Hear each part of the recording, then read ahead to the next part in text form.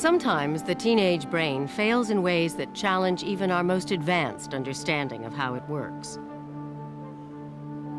2 years ago, Courtney Hale Cook was a senior in high school when he was struck by schizophrenia, a brain disease to which adolescents are particularly vulnerable. You know, I spent, up to that point, I had spent 19 years, you know, with virtually the same personality. And I was very accustomed to it, and I liked it. I liked being me, you know? And all of a sudden it was taken away. He would come up to me and he would say, "Mom, you look like a really old lady today." And he would point to my eyes and he'd say, "You have a black hole here and a black hole there." Or he would describe things as going into tunnel vision so that everything else is black except what was in that small tunnel at the end. When he would open his eyes in the morning, he would see gnats. He would see sparkles. Not even with the first thought of the day, just the minute the eyes were open, he would have all these visual disturbances. They're usually in the very center of my vision.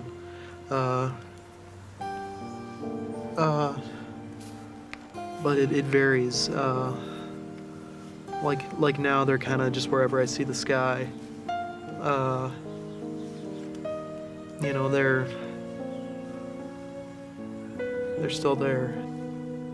I think it took him a number of weeks to come to me and say, "You know, Mom, I've seen this in psych class, and Mom, I'm really terrified. I'm really scared that I have schizophrenia." I felt like I was going crazy. And, you know, I felt like I'm gonna be crazy for the rest of my life. It's hard for me to imagine a disease that is crueler than schizophrenia. I mean, when does it begin? You know, in late adolescence and early 20s, just when a family and society have their maximal investment in a young person, just when, you know, they're about to graduate high school or college. And this child is lost in the most awful way.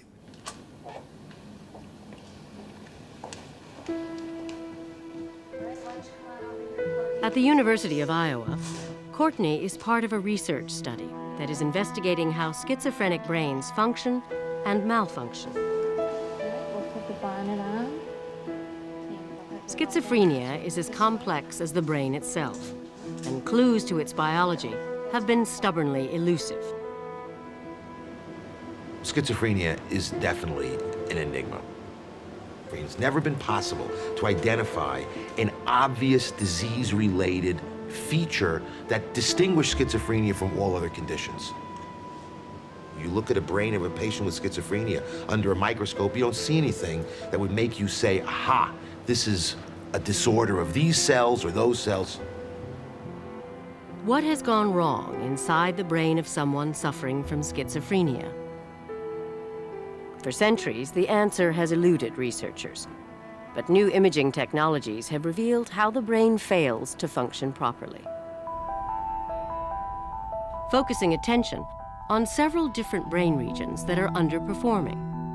Regions responsible for thinking and reasoning, memory, and emotion. The fact that so many regions are malfunctioning has led researchers to investigate a part of the brain which coordinates their operation, the prefrontal cortex.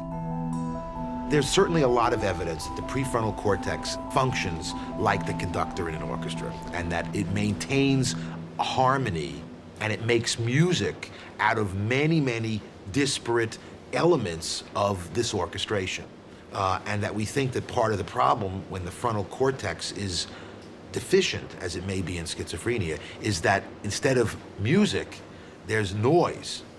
One of the things that happened to me was that I was constantly like stupefied, and I do have a little bit of trouble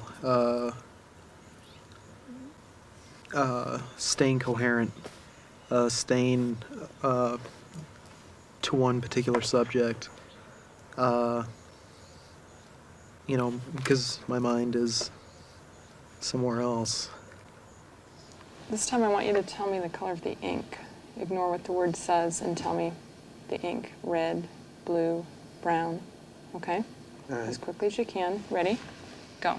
Red, blue, brown, red, green, blue, brown, brown. A poorly functioning blue, prefrontal red, cortex blue, red, makes green, thinking difficult. brown, blue, It is no surprise that many people with schizophrenia don't perform well on a series of tests designed to measure their ability to think and reason clearly. red, blue.